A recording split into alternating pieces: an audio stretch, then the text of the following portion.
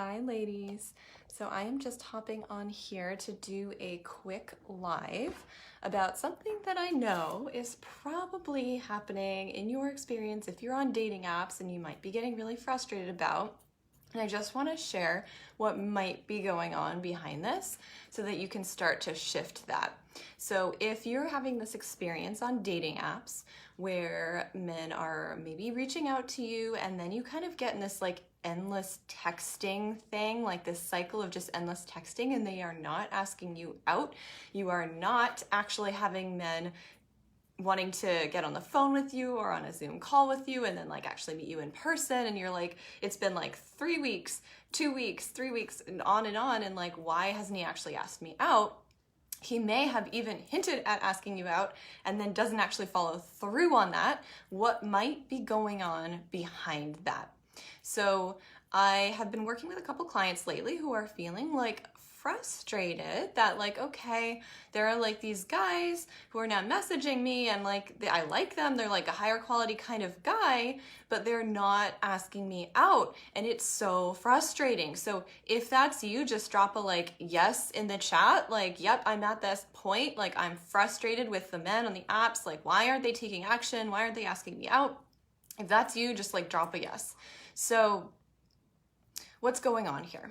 I'm going to give you an idea of what may be going on behind this, right?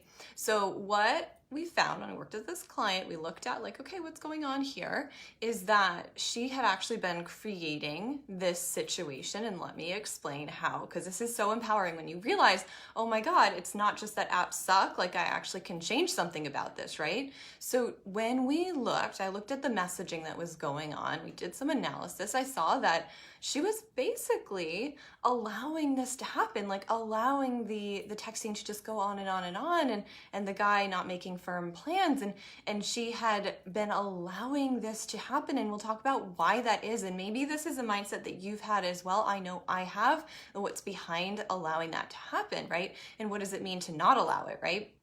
So they'd been kind of ending up like text buddies, like in her world, right? And just messaging and like not asking her out, hinting at it, but then not following through, and then continuing to text, right? And so this isn't behavior that you want, right? You don't want that. You want to meet the guy. That's why you're on the app. Like, you don't want a text buddy, right? And so it can feel like this is outside of your control. This is just like the apps just suck. The guys on the app suck, and it's not, okay? This is not what's going on. So what we saw, we looked at this with this client and like, what was she writing, right? We saw that she had been actually in her mind, just from what she was telling me, been giving her power away and saying, I have no control here, right? And so I showed her how she had actually been giving her power away in the interactions that were going on with these men, and that could actually be changed, right? This is the amazing thing, right? That so many of these things that we think we have no power over, we actually do. And so here's what I want you to understand. The truth is that men are not falling for us because we are nice or we are accommodating or we are easy. And so what may be going on for you is that you are trying to be nice and accommodating and easy with these guys, right? Because you want to be nice, you want to be friendly, you want them to like you, right? And you may be showing up that way in the way that you're interacting and what you're expecting or not expecting and what you're allowing or not allowing. And so nobody actually falls for somebody who is trying to be nice, accommodating, and easy, right? Because we don't want those things in a potential partner. What we want are indicators of high value, someone who is of high value and high demand, valuing themselves, confident in themselves, owning their worth, right? We are all subconsciously attracted to the most high value person we can get, right? And so men are not looking, even though they might say they are not looking for the nice girl, right? They are not looking for someone who is just gonna be accommodating and okay with whatever he does and not ask for anything and not need anything and not have any expectations, right?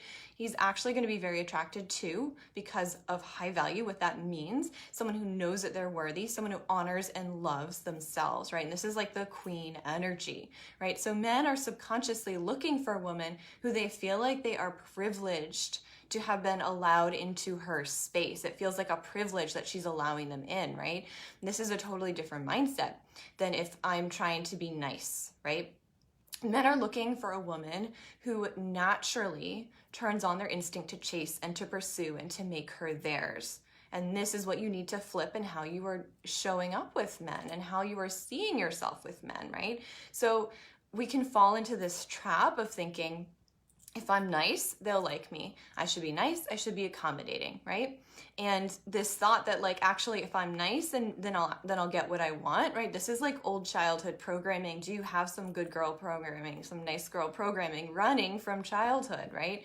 And so what you want to do is you want to flip over into your queen energy, your high value self energy, right? And you want to be showing up that way, right? When you flip into this energy, this is what is so attractive to a man, right? This is what calls in those very high value, high quality men, and they show up differently with you, because you can have a high value, high quality man not showing up that way for you because of how you're not showing up, right?